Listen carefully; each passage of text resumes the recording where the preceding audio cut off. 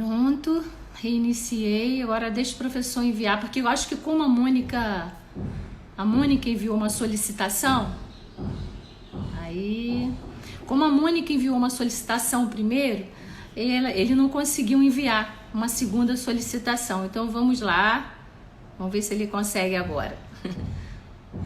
A live no mesmo local tem essas intercorrências, mas logo, logo o professor Machado vai estar aí. Estamos a professora Regina Chin, da equipe do professor Machado também, Rodrigo, quem diria, a doutora Cláudia Souza de Portugal, Andréia. Vamos esperar aí o professor entrar. É bom porque a gente ganhou mais um tempinho iniciando a live depois, não perdeu esse tempo. Deixa eu ir lá. Deixa eu ir lá. Meu Deus, amor.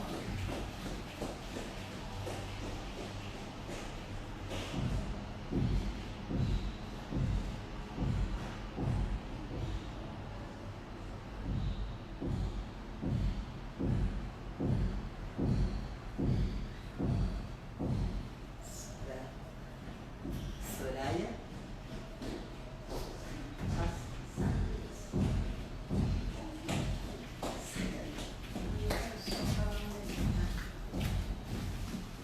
Peraí, gente. Deixa eu ver aqui se eu achar essa solicitação do professor Machado aqui.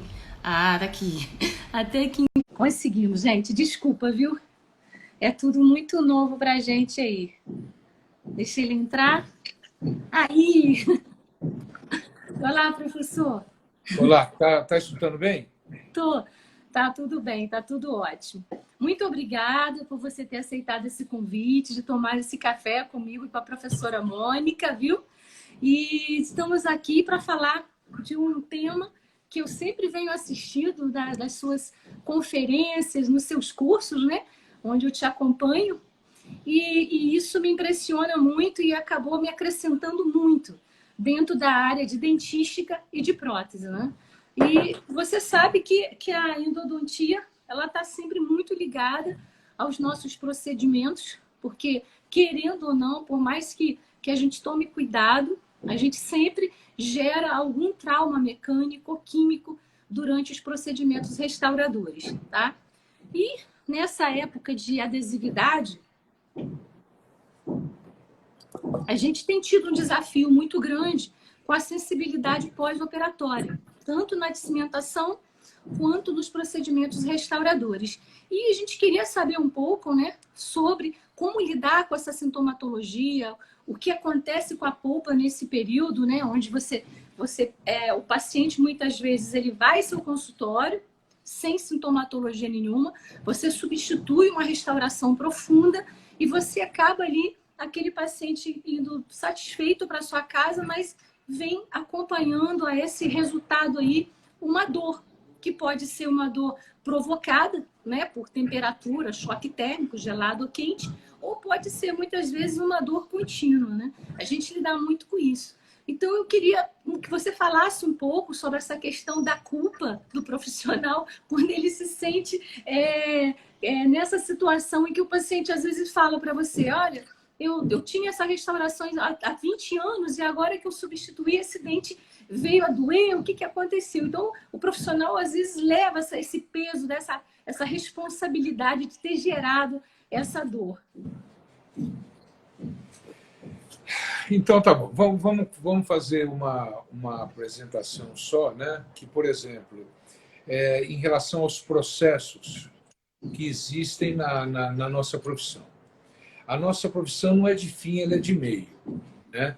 Então, quer dizer, do exato instante que você esclarece o paciente, do exato assinar lá o termo de esclarecimento, do exato instante que você guarda as fichas de anamnese e as radiografias, você não pode ser processado se você, pelo menos, tem o diploma de cirurgião dentista. Você só pode ser processado se você prometer coisas, entendeu?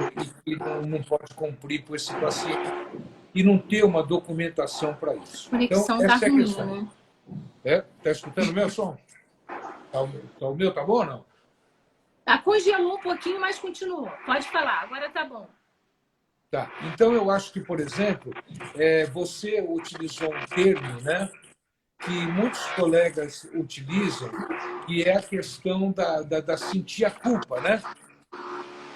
Isso. Então, uma vibração atrás aí, você está conseguindo escutar bem o que eu estou falando ou não?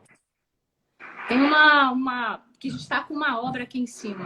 Tá dando para escutar um pouco, gente? Fala mais perto, porque o som está meio prejudicado com esse som. Bom, então tudo bem, tá? Então vamos lá. Essa questão que o profissional, às vezes, ele sente essa culpa do paciente chegar sem dor e ele sair com dor. Essa culpa que o profissional tem, ela é exatamente a demonstração da ignorância que ele tem frente, entendeu, às alterações biológicas. E quando eu falo, né, que é ignorante, não é uma agressão, tá certo, ao cirurgião dentista. Até um comentário dentro do sistema pedagógico e que a universidade monta o seu programa. A universidade monta o seu programa com as matérias básicas no início do curso, exercendo pouquíssimas relações com as especialidades, e depois entra a parte técnica. E se forma na cabeça do profissional, se dá uma ideia na cabeça do profissional, que você executando de uma maneira adequada a técnica, você vai ter êxito. Errado, né? Isso é um engano. Quer dizer, eu nunca faço uma endodontia esperando, quer dizer, tendo certeza que ela vai dar certo. Eu espero que ela dê certo. Eu faço o melhor de mim. Mas eu não sei o que vai acontecer. Por exemplo, vamos pegar, por exemplo, um paciente que tem uma cárie profunda, né? E ele, às vezes, está até sintomático. Ele está até sintomático porque naquela cavidade de cárie tem um monte de material, de substância alba, ou de alimentos, ou de resíduos, que promove um colchão térmico. Então, ele não sofre o processo de aerodontalgia, que é a variação barométrica, nem, por exemplo, a influência, provavelmente, de açúcares, porque está tampado. No exato instante que você vai lá, remove isso, remove a dentina cariada, você expõe já esse contato, né? E aí você tem que ver, por exemplo, veja, as variáveis que tem. Se eu for observar a quantidade de túbulos dentinários por micra na região amerodentinária, eu tenho uma micra 20 mil túbulos dentinários. Se eu for observar próximo à polpa, eu tenho 90 mil túbulos dentinários na mesma micra. Então, quer dizer, dependendo da profundidade da cavidade, eu vou ter uma reação pulpar. Segundo lugar também, nós precisamos ver. Segundo lugar, nós precisamos ver o diâmetro desses túbulos dentinários, né? Por exemplo, se eu tenho um paciente jovem, eu tenho um túbulo dentinário maior. Se eu tenho um paciente idoso, eu tenho um túbulo dentinário menor. Tudo isso está na ligação ou na capacidade do quanto eu vou levar de agressão à polpa. No exato instante que eu pego uma alta rotação ou qualquer outro instrumento, removo o tecido cariado, removo a dentina contaminada, eu cortei o prolongamento do odontoblasto, né? Eu gerei uma agressão pulpar. Quando eu faço um capeamento, coloco um cimento, uma resina ou qualquer coisa, eu gero uma agressão química. Então, o normal depois de uma endodontia, ou o normal depois de um procedimento de remoção de cárie, etc., você tem uma sintomatologia dolorosa. Isso é normal.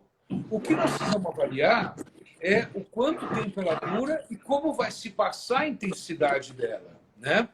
Se essa sintomatologia dolorosa ela for progressiva, ela for aumentada, né? Então você gerou uma pulpite, tá certo? E essa pulpite ela pode ser reversível ou não. Se a continuidade da dor é presente, a irreversibilidade se marca dentro da interpretação dos testes que você vai fazer. E o mais importante deles é o teste frio. Então, a gente tem que entender que, da mesma maneira que a gente faz um corte na pele, e você tem a inflamação e depois a cicatrização, Quando você realiza qualquer procedimento de corte de dentina ou esmalte, você vai ter uma reação pulpar dentro desse sentido. Gente, só um momento, professor. Tá tendo um ruído muito grande aqui devido à obra. Vocês Mas eu estão acho que não é escutando não, bem? viu? Eu acho que alguma interferência que tem aí que está dando um zumbido. Vou fechar aqui um minuto. Peraí só um minuto. Vou fechar a porta aqui. Ô, Gisele, você está escutando bem?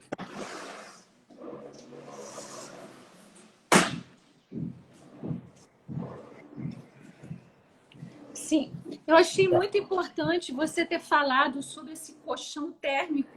Quando o dente tem uma cárie profunda e fica aquela dentina amorfa ali em cima, né? Aquele tecido amolecido, e ele realmente neutraliza a dor, mesmo o dente estando aberto. E depois que você realiza o procedimento, muitas vezes essa dor, essa sensibilidade vem à tona, né? Achei importante isso.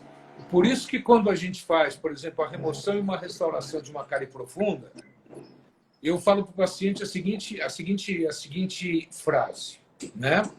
Você pode me ligar daqui a 2 horas com uma dor insuportável, você pode vir daqui a 1 ano com o rosto inchado, ou pode dar tudo certo. Porque a gente não controla esses mecanismos. Eu me lembro quando eu fazia faculdade, que eu me formei, aí eu vou pôr uma prótese fixa. Faço ainda ou não faço ainda? Isso. Né? Sempre essa discussão. Não, essa se dúvida. não for obrigado a fazer ainda, não faça. Porque uma polpa viva, ela sempre colabora na deposição dentinária, ela sempre colabora no restabelecimento de uma lesão, de uma normalidade apical, ela ajuda, né? Então, quer dizer, eu devo fazer endodontia quando eu tenho uma pulpite irreversível. Aí sim, porque se eu não fizer, pode ser que 2 dias depois a dor acabe e eu forme um abscesso periapical, até com possíveis manifestações sistêmicas, entendeu? Então, não sabe, a gente não tem receita e a gente tem que dividir isso com o paciente, né? Da mesma maneira, eu faço uma endodontia, não sei se vai dar certo ou não. Eu procuro fazer o melhor, tá certo? Então, eu acho que esse é um ponto, né? Então, por que você vai se sentir culpado?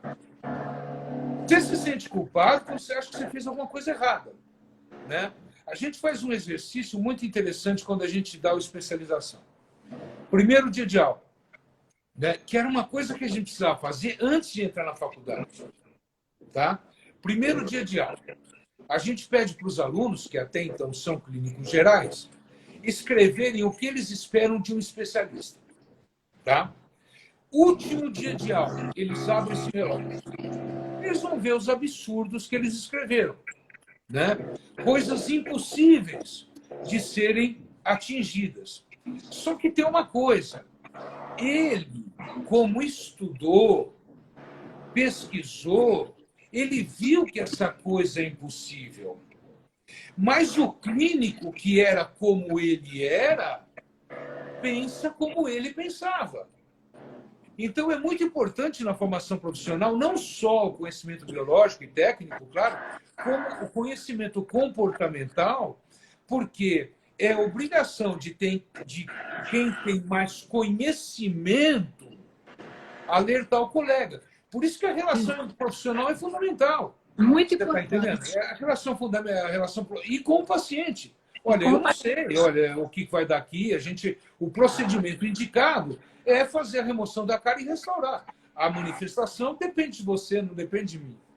Com certeza, com certeza. E muitas vezes, né, a gente, nessas restaurações adesivas, na cimentação, onde você muitas vezes trabalha com cavidades profundas e você utiliza o ácido fosfórico e um adesivo. Sendo que muitas vezes o profissional considera que o ácido fosfórico é o grande vilão. Nós sabemos que o ácido fosfórico tem um alto peso molecular. Ele não penetra com tanta facilidade nos tubos dentinários, nem nas fibras colágenas, né? Mas o adesivo, sim, ele tem um potencial muito grande de penetração. E quando a gente utiliza, muitas vezes, faz esse procedimento que a gente chama de hibridização sem na dentina diretamente, né? Sem fazer uma proteção. Eu gosto muito, em se tratando de proteção, eu gosto muito de trabalhar com o ionômero de vidro em cavidades médias e profundas, na direção da câmara pulpar. Mas quando isso acontece, professor Machado, muitas vezes vem uma sensibilidade a temperaturas, né? Muitas vezes aquela sensibilidade ao gelado, ao calor, e fica aí uma dúvida. Quando essa sensibilidade é o calor, o que está significando? Quanto é o frio? Até que ponto também posso esperar passar essa sensibilidade para realmente indicar uma endodontia? Tá, eu acho que é uma pergunta interessante, porque a gente vai falar de... Aí tem N variáveis, né? Então, vamos supor. Às vezes o dente é jovem, dá até para fazer capeamento direto, porque eu tenho uma polpa altamente celular e ápices abertos, né? Que permitem a troca vasculares, componentes básicos da reação inflamatória. Tal procedimento não ocorre num dente já totalmente formado, porque a polpa vai mudando o número de células para fibras, vai requisitando menos vasos sanguíneos e você vai ter a obliteração do forame apical. E a polpa ela tem data de validade, né? Depois que o dente entra em oclusão, ela começa a ir embora, na deposição da dentina secundária. A dor pelo frio, ela acontece da seguinte maneira. Você tem, por exemplo, o odontoblasto na polpa, o prolongamento do odontoblasto no tubo dentinário. Abaixo desse odontoblasto, você tem um sistema neural muito grande chamado de plexo de Hashkov. Essas terminações nervosas livres, elas podem entrar dentro do odontoblasto, em volta do odontoblasto, do lado do odontoblasto. Isso explica, né, a dor de dentina. Se dentina não tem tecido nervoso, como é que ela dói? Ela dói por isso. Qualquer movimentação que esse odontoblasto faça, ela leva a dor. Então, veja bem, se eu coloco o gelo no dente, a porção mineral que está em volta do odontoblasto, a dentina que está em volta do odontoblasto, ela contrai mais rapidamente do que o líquido. Então, ela joga esse líquido odontoblasto dentro da polpa, aumenta a pressão intrapulpar e você tem dor. Agora, veja só que curioso. Se eu continuo com o gelado, tudo contrai e para a dor, né? Já a questão pelo calor, ela é mais complexa.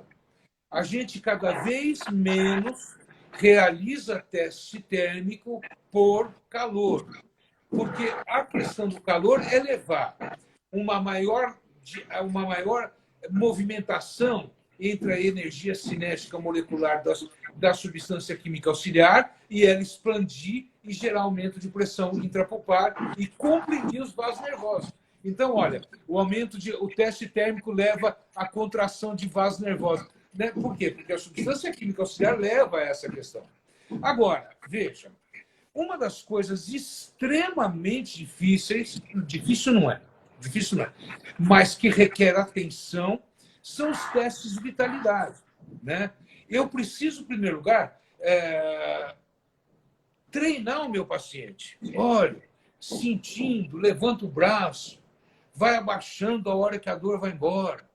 Né? Porque, olha, o teste pelo gás refrigerante, ele tem que ser realizado a 13 centímetros do dente. Né? A gente tem pesquisa com gás refrigerante, com o professor Edelberto Pesce, de muito tempo atrás, que se você jogava assim no termopar, na saída do gás refrigerante, era menos 50. Se você colocava aqui, ele já caía para menos de 30. E o gás refrigerante, ele traz uma vantagem porque ele não consegue trincar o esmalte, porque para trincar o esmalte precisa de manter essa temperatura por mais do que 5 segundos. E ele não aguenta, ele libera rapidamente. Então, se eu faço, por exemplo, um teste se eu faço um teste térmico, né, sem entender muito disso, eu não vou chegar a bons resultados. Conclusão. Né? Real. Porque cada dente tem uma espessura dentinária. E essa espessura dentinária, ela impede a variação térmica. Por isso que é sempre com o homólogo que eu faço o teste. Então, aí eu preciso ver essas características da dor entre esse dente que eu suspeito e um dente normal. Ah, né? uma Então, é comparação. por aí que eu vou ter o que é que está acontecendo. Agora, se eu começo a ter dor difusa, é pulpite, né? Por quê? Na pulpite, eu tenho tanto estímulo inflamatório sendo enviado, e cada dente tem um neurônio responsável. Então, quando ele tem um problema, ele vem aqui, ó, ele faz sinapse, vem para cá, volta, faz sinapse, vem para cá, vai, reclama.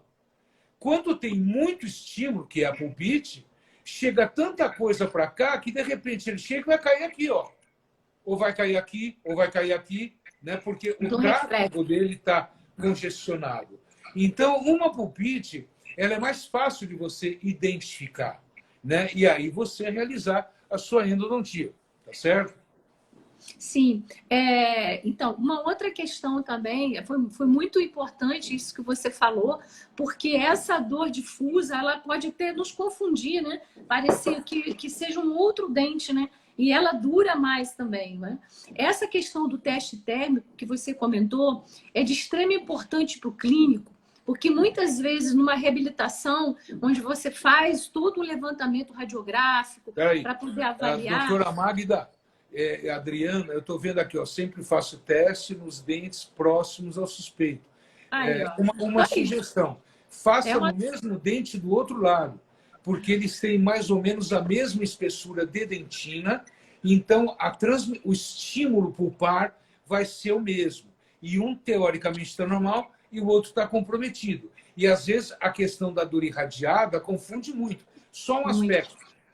Quem não sabe disso, às vezes, você pega um paciente, uma restauração extremamente profunda no segundo molar, um outro molar com cárdena distal quase na polpa, o pré-molar com restauração de resina quebrada. Você faz, tudo dói, tudo vai, etc. Mas aí você chega e faz uma opção, baseado num bom recurso semiotécnico, tá? Eu vou te contar uma história que acontecia há 30 anos atrás, né? Mas que tem gente que continua acontecendo ainda hoje. Urgência. É aquele cara que está chegando com dor, sem horário, que eu vou encaixar no horário, etc. Né? Então, o que eu faço? Anestesia, isolo, abro, pego uma lima 15, dou uma chuchada, medico e fecho. E aí termina a anestesia, o paciente me fala, voltou exatamente igual. Se você bobear, você abre o outro. Ou você abre o outro. Então, na realidade, a gente tem uma publicação bastante interessante que mostra que não eram os outros, era ele mesmo. Então, quando você for fazer uma urgência, você tem que remover polpa, pelo menos até 4, 5 milímetros da região apical. Você hoje faz isso com reciprocante, rotatório, tranquilamente. Porque senão, se você remove muito pouca polpa, você machuca, forma um coágulo, volta a pressão e volta a dor. Tá? Só para complementar, porque às vezes, por exemplo, né, a gente tem essa complicação de diagnóstico. Sim, Pode sim. falar. Numa urgência, ao invés de fazer só a pulpotomia, tirar parte da polpa também Radicular. dentro do conduto, para poder não deixar uma vitalidade e confundir o diagnóstico. O Não, isso em sangramento, né? clínica. Sangra, forma um êmbolo, comprime e dói. E continua a dor. Com relação ao teste térmico, então, eu estava comentando que antes das reabilitações, até a doutora Magda comentou aí, né, de falar sobre fazer esses testes térmicos. Muitas vezes na radiografia você não tem lesão pulpar. E aquele dente já tem uma cavidade muito profunda. Você fica na dúvida, poxa, eu devo indicar essa endodontia ou não? E aí você vai recorrer a um teste de vitalidade. Mas como você falou, você não pode só se basear nesse elemento, né? Você tem que comparar a resposta dele aos outros dentes rígidos também, porque pode estar até em relação à idade também do paciente, né? Que tem uma câmara pulpar menor, mais atrésica, ela vai responder de forma diferente, né? Então foi bem importante esse aspecto seu. Com relação a esse teste... Só um comentário a mais em relação a isso. É uma frase que a gente usa e os alunos até riem muito com ela. Cachorro morto não late. Então, se você fizer o teste de vitalidade e não responder e você fez direito, passa para fazer um teste de cavidade. Você começa a abrir o dente com alta rotação sem água. Entendeu? Porque se estiver vivo aí, ele vai reclamar. Sem anestesia. Se não estiver vivo, você vai chegar. Sem anestesia. Se não estiver vivo, você chega na polpa e pronto. Porque o grande problema hoje é a necrose pulpar, né? Isso a gente sabe que pode ter até manifestação sistêmica. 41% dos problemas cardíacos, segundo o INCOR, tem origem dental. Entendeu? Então, esse ponto de saúde é fundamental. Sim, sim, muito importante. Esse teste com gás refrigerante é uma coisa que o clínico pode fazer no dia dele? Deve Como fazer. que é feito isso? É um aparelhinho? O que eu gostaria de saber. Bom, eu acho que aí, por exemplo, seria um capítulo à parte, né? E É, a gente pode até, quem quiser escrever, a gente manda um texto do livro, porque o ele tem uma livro série de cuidados, entendeu? Por exemplo, a gente é um tem, treinamento. voltando a falar, a dentina, ela transmite muito pouco a temperatura, né?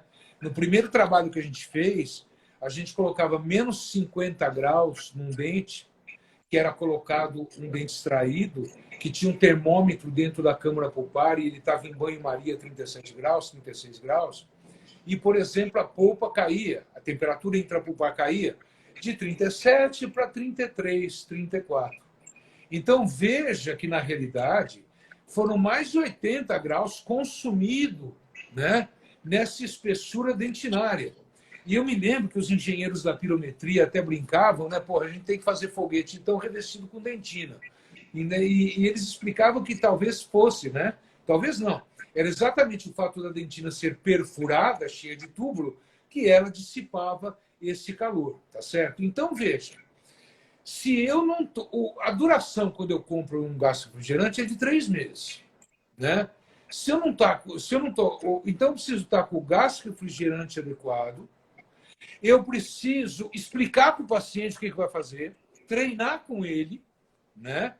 Jogar esse ácido refrigerante a 13 centímetros do dente a ser testado num algodão até que ele comece a colocar gelo e imediatamente coloca lá. Aí ou ele levanta o braço, ou ele não levanta, ou ele vai levantar devagarzinho e abaixar devagarzinho. Volto a repetir. Por isso que é importante que, se você está testando esse pré, você compara com esse pré que não tem nada. Porque a espessura dentinária ela vai ser fundamental na interpretação do teste. Então, você vê, né? Se ele pula com tudo, então o normal dele é pular. É pular. Tá Já certo? tem. Se ele, com um dói mais que o outro, dói menos, né? Com um, por exemplo, a dor começa e vai embora, que nem teste de fratura. Você manda morder uma borracha. Na hora não sente dor. Na hora que ele para de morder, vem a dor. Entendeu? Então, quer dizer, essa questão é muito interessante. Esse gás refrigerante, ele é vendido em dental, etc. É um spray, tá certo? Que você coloca dentro dessa questão. Precisa ter um treinamento, uma técnica, está preparado, né, para Não é fazer isso, isso. precisa fazer direito, né? Para Eu acho que poder a ter questão uma será que resposta. eu estou fazendo o teste de vitalidade direito? Né? Isso é para tudo, né? Para auxiliar, né? Que na verdade vai ser um conjunto de procedimentos para você chegar a um diagnóstico final. Eles estão perguntando aí, professor, sobre até que ponto você deve considerar aquele paciente que é pouco tolerante à dor, né? Que muitas vezes somatiza uma sensibilidade. Você deve considerar isso e indicar uma endodontia ou não, aguardar e esperar. Quando eu pego um dente que eu acho que está comprometido e comparo com o dente do outro lado rígido normal. Se a reação de dor foi a mesma, ele não tem nada. É porque dói mesmo. Tá? E aí, óbvio que você tem um exame radiográfico, é óbvio que você tem análise da cárie, é óbvio que você tem um monte de coisa. Tem gente que você chega perto, por isso que esse teste, você precisa treinar o paciente. Né? A gente, por exemplo, uma pulpite, a dor sobe e não cai. Né? Um dente normal dói e volta para a normalidade. Entendeu? Então, essa velocidade de voltar para a normalidade, a velocidade com que sobra a dor, né? É necessário que o paciente esteja bem orientado e treinado para que ele reaja positivamente a esse teste. Entendeu? Porque você veja, teste de percussão e palpação é para ver se tem alguma inflamação apical. Se eu tenho o dente fora de oclusão, eu tenho inflamação apical e a polpa não está comprometida. Você está entendendo? Então, na realidade, essa questão ela é fundamental. A Regina está colocando aqui o nome do gás, né? Endo-Ice, Endo-Frost. Isso daí também, quem quiser, manda um e-mail para a gente, manda as perguntas que a gente pode fazer. Tudo bom, Tatiana? A Tatiana, endodontista, a Valéria Rodrigues, aí de Porto Velho também, está aí. E aí, Valéria? Da live. Não, muito importante essa questão do teste de vitalidade para a gente, o teste de... Uma outra questão também, quando que, como endodontista, tá, você considera a indicação por finalidades protéticas, vamos supor, uma cavidade muito profunda, que você tem 90% de certeza que vai gerar uma sensibilidade ou dor, aquele preparo vai ficar muito próximo à polpa, que você considera válida a indicação endodôntica. Você acha que isso... Eu estou perguntando assim, porque muitas vezes eu tenho que fazer essa indicação para endodontista. Por quê? Porque tem alguns pacientes que têm a seguinte realidade. Eu vou fazer um preparo muito próximo à polpa e é um paciente que visita o dentista poucas vezes. Ele viaja para o exterior o ano inteiro. Eu não posso deixar o risco dele sentir uma dor, testar, ver se vai doer ou não algum dia. É válido eu indicar uma endodontia, mesmo com um dente com vitalidade, não me indicando nenhuma patologia nela, mas mais para a questão preventiva? Entendi. Eu acho que, por exemplo, né, o que a gente tem que fazer é mudar um pouquinho a nossa linha de raciocínio. A gente tem que tratar da saúde do paciente, não do dente tal ou do dente tal, né? A gente tem uma série de trabalhos, a Karen, que é uma orientada nossa, acabou de defender a dissertação de mestrado dela, onde a gente induzia lesões periapicais em ratos e via, tá certo, se ela influenciava ou levava a alguma cardiopatia. E segundo as referências metodológicas, a gente viu que sim, né? Então, hoje a gente sabe, não de uma maneira exagerada, mas hoje a gente sabe que uma infecção dental, ela não se limita mais só àquela área como a gente pensava, né? Por exemplo, no começo, veio a teoria da infecção focal como sendo fatal. Então, ninguém tratava dente com polpa morta, extraía. Não. Depois de uma série de trabalhos de Fish, MacLean, Coolidge, Rapassali e uma série de outros autores, né, a gente viu que não, que são pouquíssimas essas infecções que podem apresentar manifestação sistêmica, tá? Mas se ela ficar durante muito tempo, a possibilidade é sim. Então, o que eu tenho que tratar? Eu tenho que tratar da saúde do paciente. Se eu, por exemplo, chego e faço uma endodontia bem feita e o paciente volta com dor, eu falo para ele que é paciência, é assim mesmo que é. Entendeu? Porque a minha preocupação não é deixar dente aberto para parar dor. A minha preocupação não é fazer 4, 5 sessões de tratamento endodôntico para não doer menos. Isso aqui nem médico, é pós-operatório. Explica para ele. O que eu tenho que promover é desinfecção. Então, se você vê que você tem um paciente de risco, um paciente onde, por inúmeros problemas, essa polpa que está ali, que está viva, que está íntegra, que o endodontista vai fazer isso daí numa sessão única brincando e vai manter a integridade da saúde do paciente. Isso está em risco, está plenamente indicado. Entendeu? Agora, se não, né, poxa, ver se a polpa fica viva é interessante. Então, você veja, o foco nosso é a saúde. Ninguém, por exemplo, vai num médico e fala, eu não quero ter pós-operatório, eu quero que a incisão seja assim, não assim, eu quero... Ninguém fala nisso em médico. O cara, por exemplo, ele faz a cirurgia, ele é consciente do pós-operatório. Mas, como a gente viu, inflamação no primeiro ano da faculdade, né? E dentística e endodontia no terceiro ou quarto ano da faculdade, a gente não associa mais. A gente acha que está tratando boneco, né? E não, é ser humano. Eles respondem, eles reagem, etc. E o pior é que com o dentista, como trabalha sozinho, o médico trabalha em conjunto, né? Então, olha, a paciente do 124 morreu. Puxa, ela me trouxe uma goiabada, ela era tão legal. Mas olha, e o que vocês estão achando aí do Corinthians?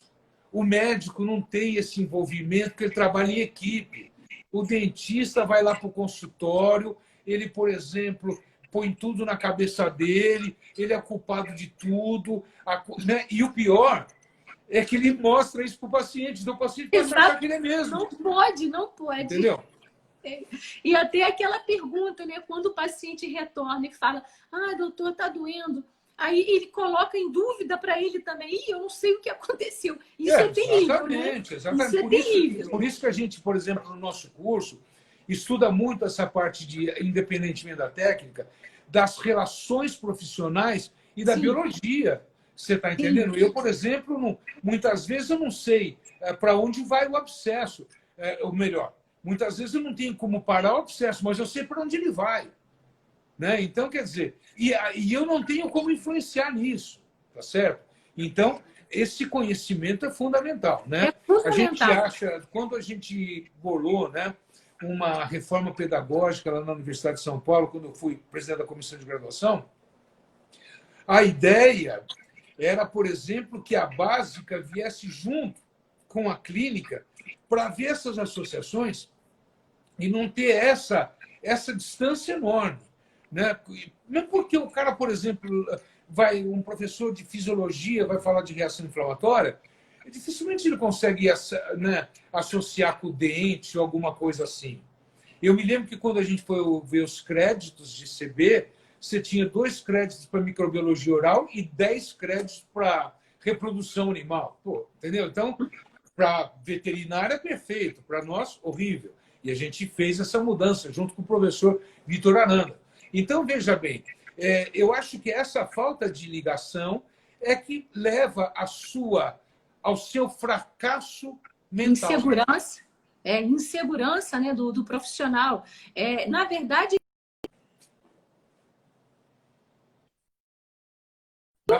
Cortou. Repete de novo. Na verdade, ele tem o conhecimento da biologia, de todo o processo inflamatório, de ser natural a sintomatologia, só que ele não aplica ali naquele momento, né? Ele fica inseguro. O que será? E até a doutora Maísa, eu acho que foi... a doutora Tatiana comentou aqui que a gente sente culpa de indicar uma endo. Quando realmente evoluir essa sintomatologia e foi indicada endodontia, às vezes o profissional se sente na culpa. Poxa, eu não coloquei isso no orçamento do paciente. Então, ele se sente culpa e ele passa isso de uma forma muito insegura. Então, muito como aqueles, por exemplo, ele já que falam falar, o seguinte, né? Se der certo, eu cobro. Se não der certo, eu não vou cobrar. Na realidade, não é nada disso. Eu cobro pelo serviço que eu faço. Tá? Eu acho que não precisa fazer endo, eu acho que está numa fase de transição, eu vou fazer apenas a restauração. Cobro a restauração. E evoluiu para uma endodontia. Vai fazer a endo. Fez a endodontia. Voltou. Eu cobro a outra restauração que eu faço. Eu cobro pelo meu trabalho. Né? Claro. Eu não tenho como atingir sucesso. Eu não sei diâmetro de tubo, eu não sei se é bactéria, é porfiromona, prevotella,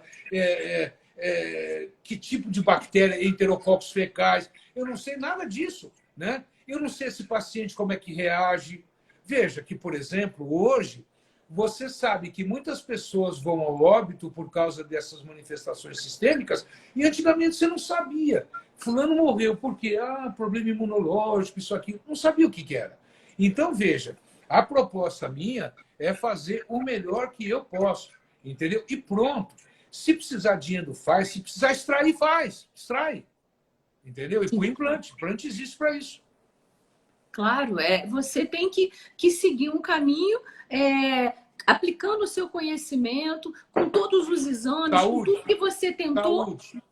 Você tem que levar saúde ao paciente. Saúde. E definir o seu tratamento, conduzir o seu tratamento embasado naquilo que você colheu de informações ali, ser seguro e caminhar. Agora, essa questão que você falou sobre a comunicação com o paciente, do que pode ser gerado e que não está sob seu controle, que é a resposta por par, né? Não está sob o nosso controle. Muitas vezes tem pacientes com cavidades profundas e você acha que vai ser indicado uma endodontia e não vai. E muitos casos, por exemplo, cavidades classe 1, depois de restaurado com resina composta, cavidade conservadora, desenvolveu sensibilidade e levou à endodontia. Então, todo procedimento que gera vamos dizer assim, agressões mecânicas, químicas, está com risco de levar a uma inflamação pulpar, né?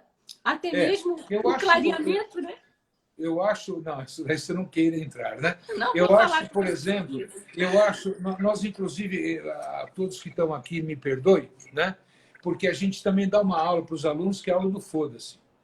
O que é a aula do foda-se, né? É quando você pega e você explica para o paciente e ele não concorda. Quando um cara te indica uma endo, acontece alguma coisa, você vai lá, você explica, ele não concorda. Então, foda-se. Você está entendendo? Porque é assim. Agora, o que nós temos um grande problema, isso está começando a mudar, o que nós temos um problema é que essa falta de conhecimento biológico levou à formação de dentistas que educaram os pacientes de uma maneira totalmente errada. Com certeza. Né? Então, ele chega no teu consultório, eu acho que tem que ser assim, poxa, mas como é que está assado, né?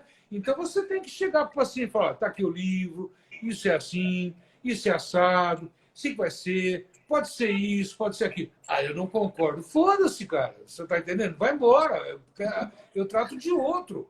Né? Com Então, quer certeza. dizer, isso é muito importante. E também até para o profissional, né? Quantas vezes a gente tem aquele aluno, um rapaz que trabalha numa clínica, ele tem que levar o isolamento, DIC, isso, aquilo. Aí vem, por exemplo, a dona da clínica, que não faz endodontia há 45 anos e fala, eu acho que deve descer um pouco mais de 1 milímetro a obturação. Sabe? É uma falta de ética e, antes de nada, é uma falta de bom senso, você está entendendo? Culpa do profissional, né? Que é isso aí, procura outro. Não teve postura e muitas vezes o conhecimento que ele tem guardado com ele, na conversa com o paciente, tem que ser passado, até com os termos mesmo, para ele sentir firmeza, né? Sentir segurança na decisão do profissional. E veja Isso é muito importante. E tem gente que não dá para trabalhar. E tem gente que não te merece como especialista. Com certeza. Mas vou falar só esse caso aí para terminar. Vou falar uns nomes feios. Entendeu? Uma vez eu recebi uma paciente do molar inferior com uma lesão apical, 3 limas fraturadas, sem coroa, e um núcleo. Consegui, sei lá como, porque eu não posso considerar técnica de remoção de instrumento, porque a técnica funciona 15%, 20% dos casos. Eu não posso considerar a técnica. São tentativas. Consegui, né? Remover as limas, remover o núcleo, joguei o endoforme na lesão cicatrizou, eu peguei e obturei o dente. Encontrei com ele 3 dias depois. Ele virou para mim e falou, o que você fez com a minha cunhada? Eu até fiquei um pouco preocupado, né, com essa afirmação dele. Aí eu falei, por quê? Porque ela veio com uma dor enorme no meu consultório no sábado. Eu falei, você não mexeu, né? Não, eu não mexi. E como é que ela está hoje, segunda-feira? Ela não está bem, mas, poxa vida. Eu falei, olha, cara, vai uma merda, você está entendendo? Eu estou pensando, você vem perguntar para mim como é que eu tirei a lima, você que quebrou?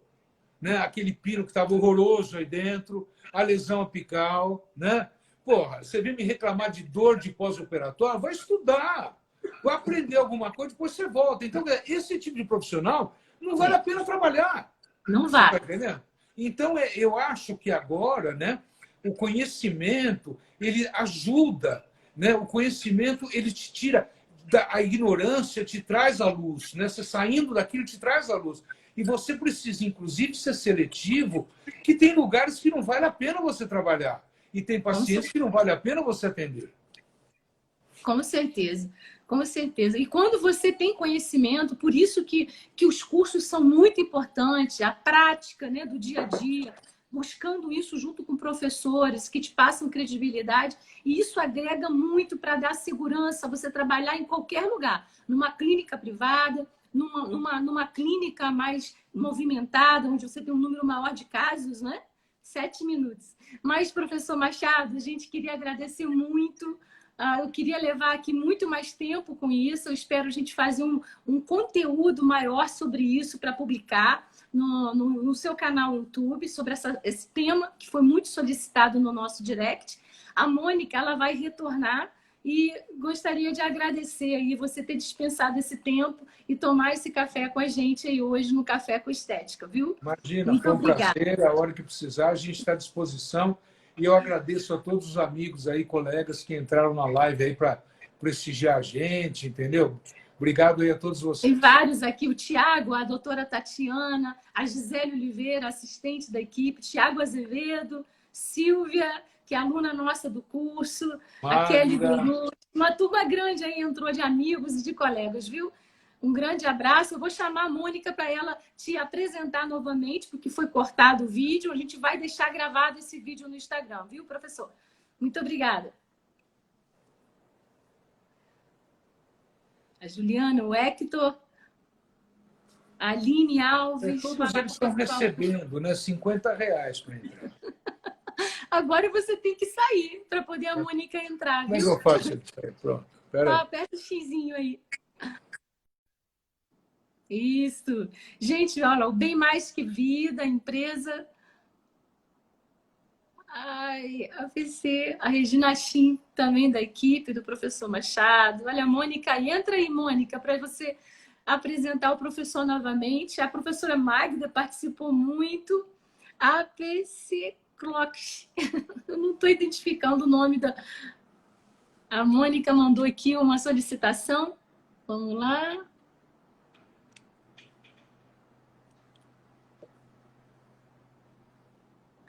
Vamos esperar a Mônica entrar. A Márcia Porto, também grande amiga da equipe do professor Machado. Aí a Mônica.